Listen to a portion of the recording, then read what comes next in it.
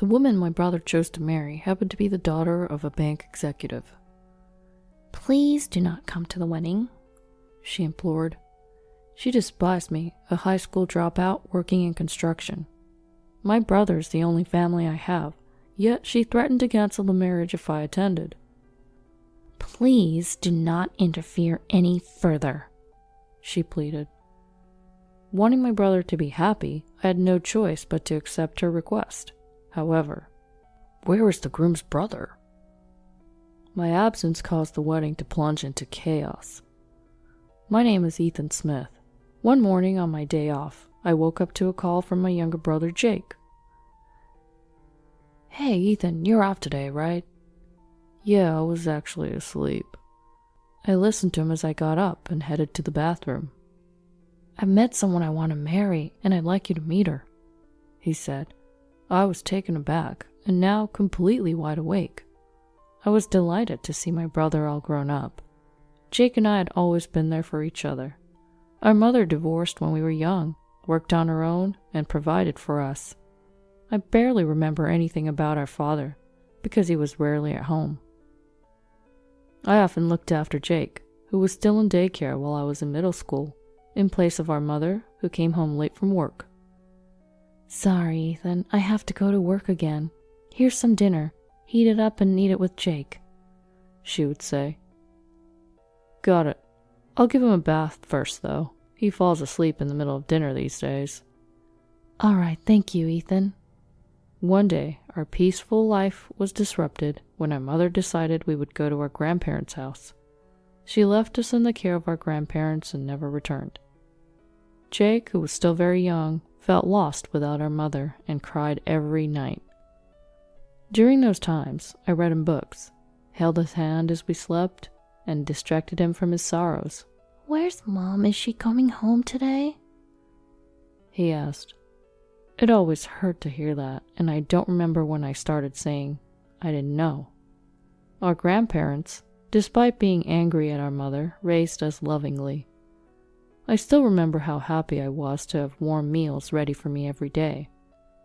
When I began to accept that our mother wouldn't come back, I realized that I was the only one who could protect Jake. When Jake started elementary school and some local bullies started messing with him, I scared them off by swinging around the broom our grandmother always used. "Whoa, this guy's older brother's crazy, run!"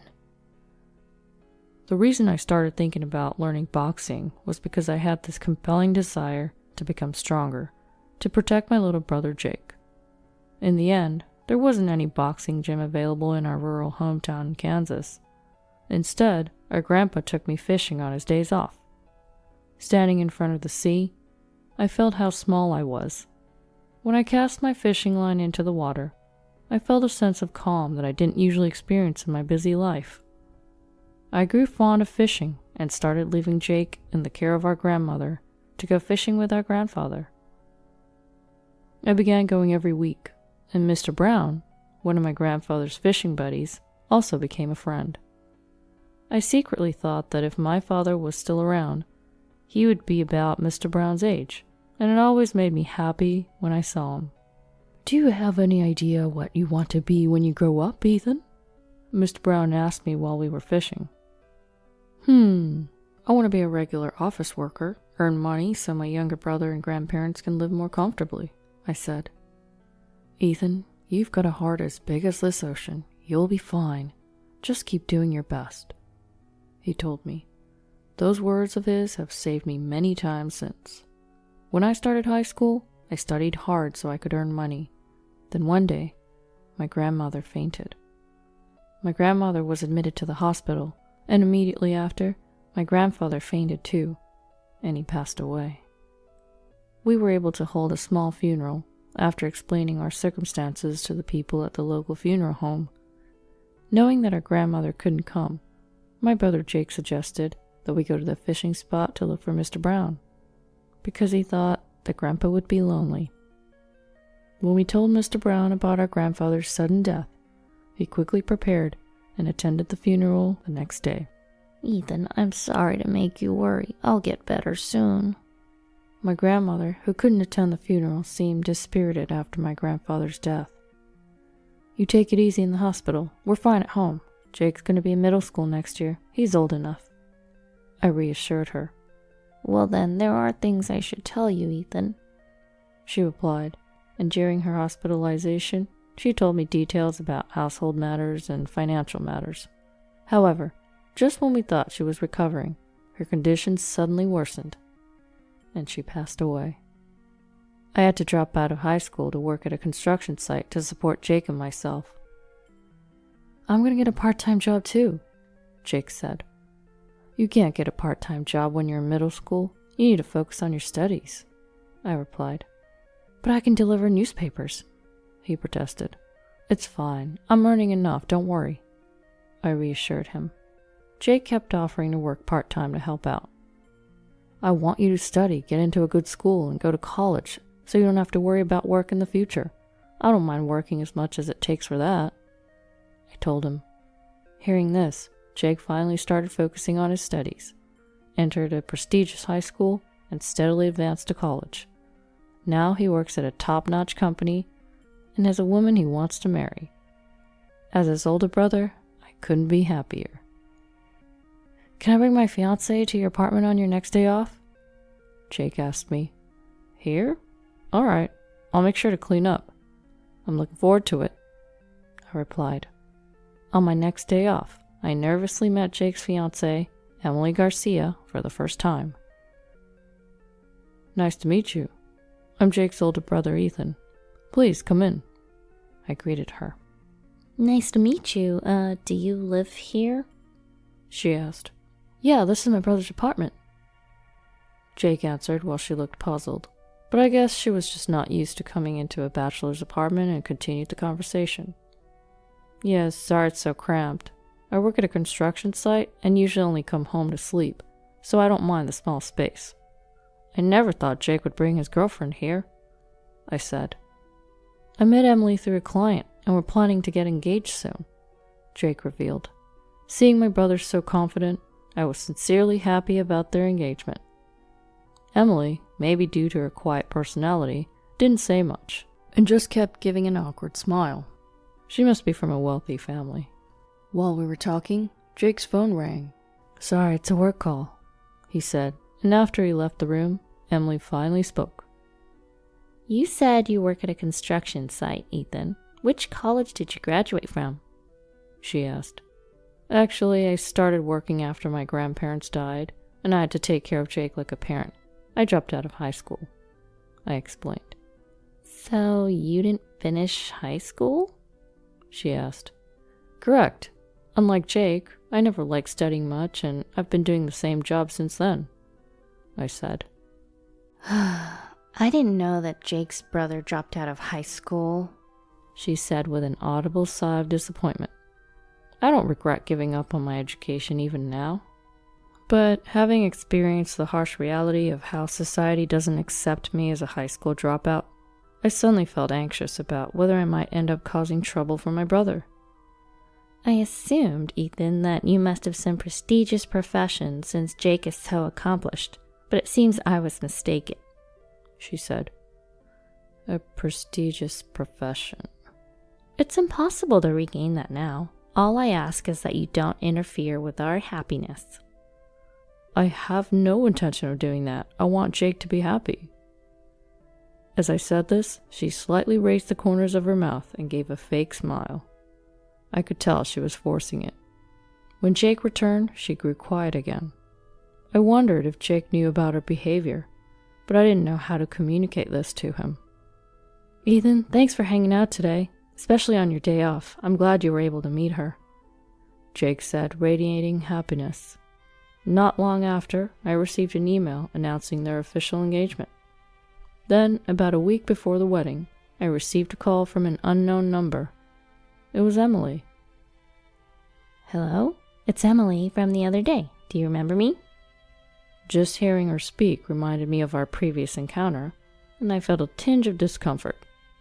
Of course, I remember you. Is something wrong? I have a small favor to ask of you today. A favor for me? Is it some surprise for the wedding? If there's anything I can do, just let me know, I jovially responded. buoyed by the thought of helping.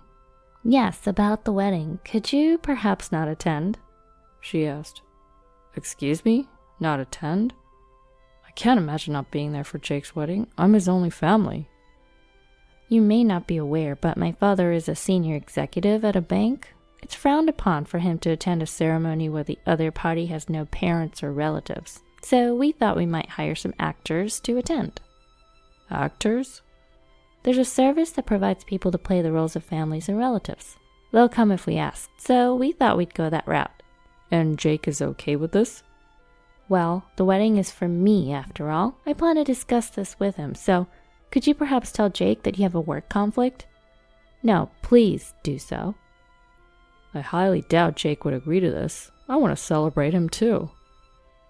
If we don't do this, we might not even be able to hold the wedding. It was hard enough to get my father to approve of our marriage, so please don't interfere anymore. You're calling the brother of your future husband an interference? There's a pause on the other end of the line, followed by a small sigh.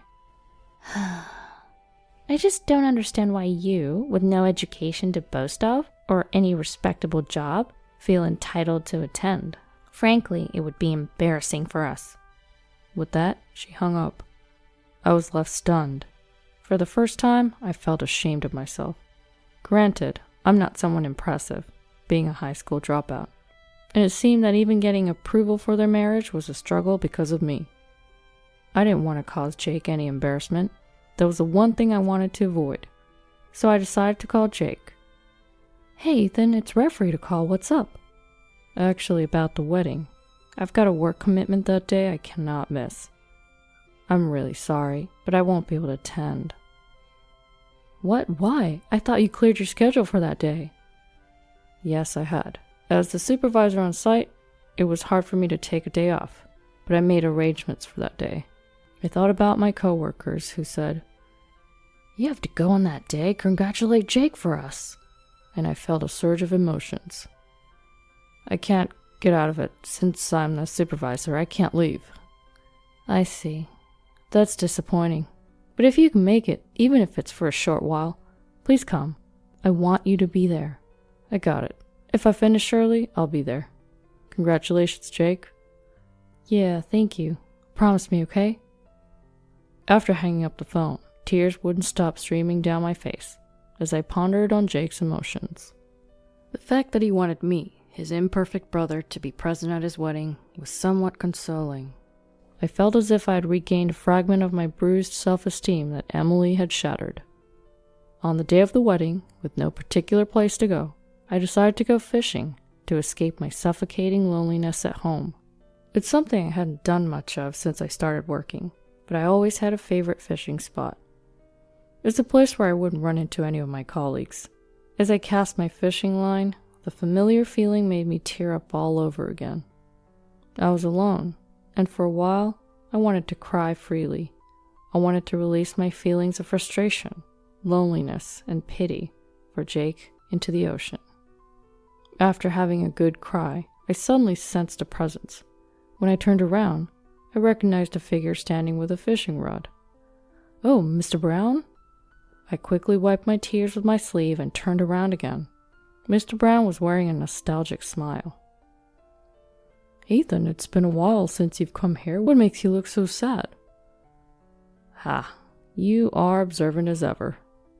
Embarrassed that he'd seen me crying, I told Mr. Brown everything about why I couldn't attend the wedding, laughing and crying as I did so.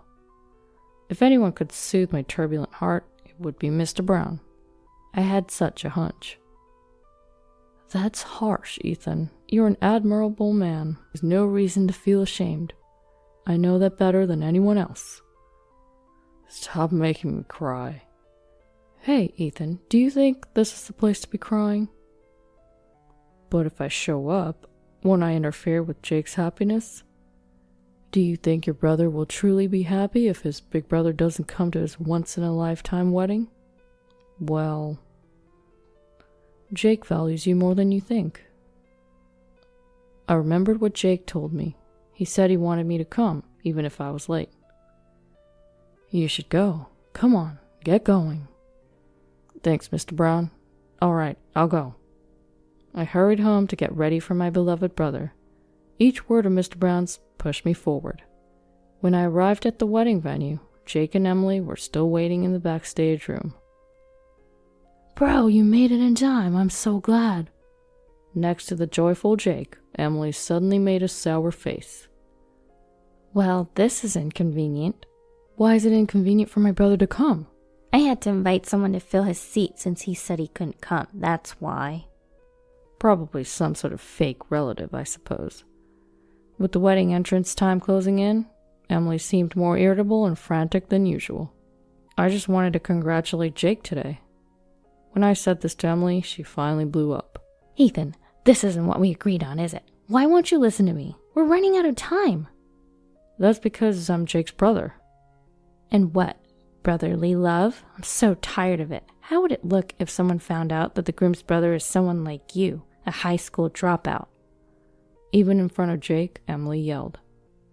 I'll get my dad to kick you out, so don't move! Suddenly, the backstage door swung open roughly, and Emily's father came in looking flustered. Emily, where is Ethan? Wait, what? What's going on, Dad? She asked.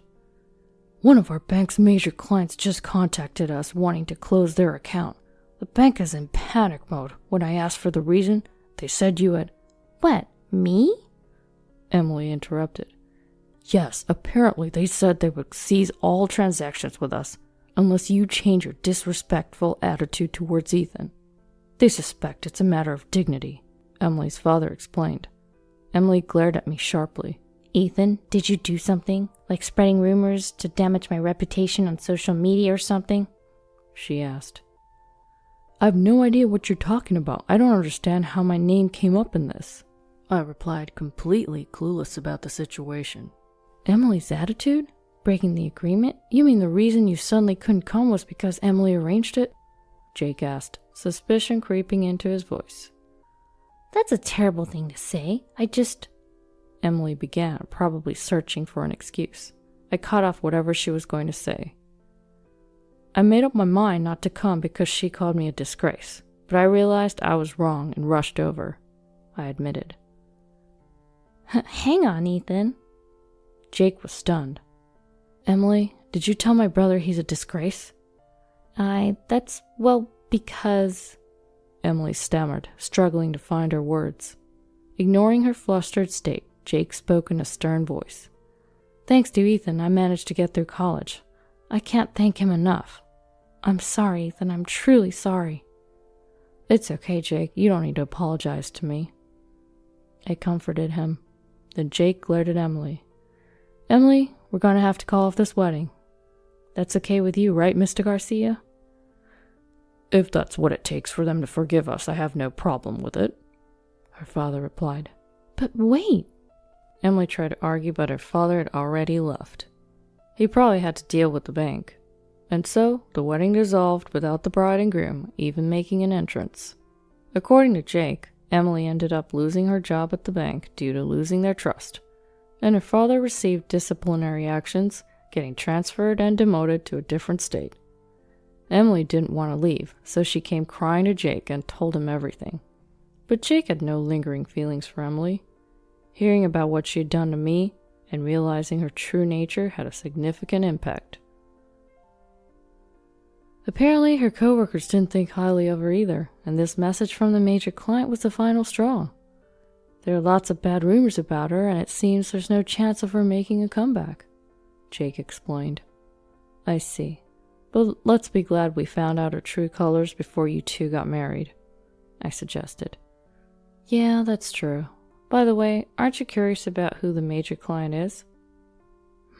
I guess so. Who could it be? I work in construction. I don't know anyone who could shake up a bank that much. Actually, there's one person who comes to mind, Jake said. He had looked into who the major clients might be, and one of the company's chairman's names looked familiar. Do you know Mr. Brown's first name? He asked. Mr. Brown? I remember our grandpa used to call Mr. Brown by his first name, often referring to him as Tom, Tommy, or even Thomas. Yeah, I think it's Thomas, I confirmed. Bingo! Did you tell Mr. Brown about the wedding, Ethan? Yeah, I did, but... Jake was grinning from ear to ear as he told me about Mr. Brown. Turns out, Mr. Brown was the chairman of a major corporation that their bank does business with. On my next day off, I went out fishing again. Despite the urgency in my heart, my legs weren't keeping up, and I stumbled my way to my usual fishing spot. Mr. Brown!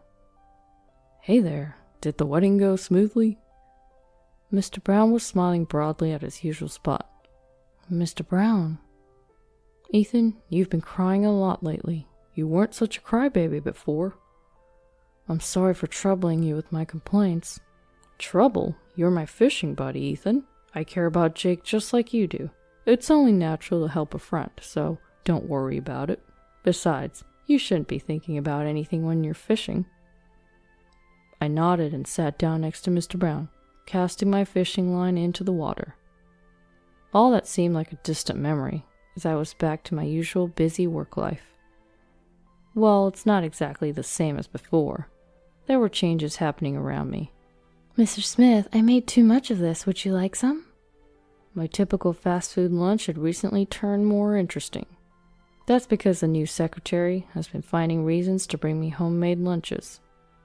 She was Mr. Brown's granddaughter, and I vaguely remembered her mentioning that she had been the little girl Mr. Brown brought along who used to come fishing with us. You were my first crush, and I could never forget. I can't believe you just remembered me. She pouted as she said this, but the next moment she was smiling. I had grown fond of her sunny disposition, and now she had become someone important to me. I told Jake I had a girlfriend via email, and that same night I received a call from him after a long time. Introduce me to your girlfriend, bro. I'll bring my girlfriend too. Apparently, Jake had a new girlfriend too. The fishing that my grandfather taught me was a solace to my young mind back then. Now, it's become a bond with the people I care about. It's a sunny day today. According to the weather forecast, looks like we're in for a few days of clear skies. I plan to invite my girl on a fishing date with me this weekend.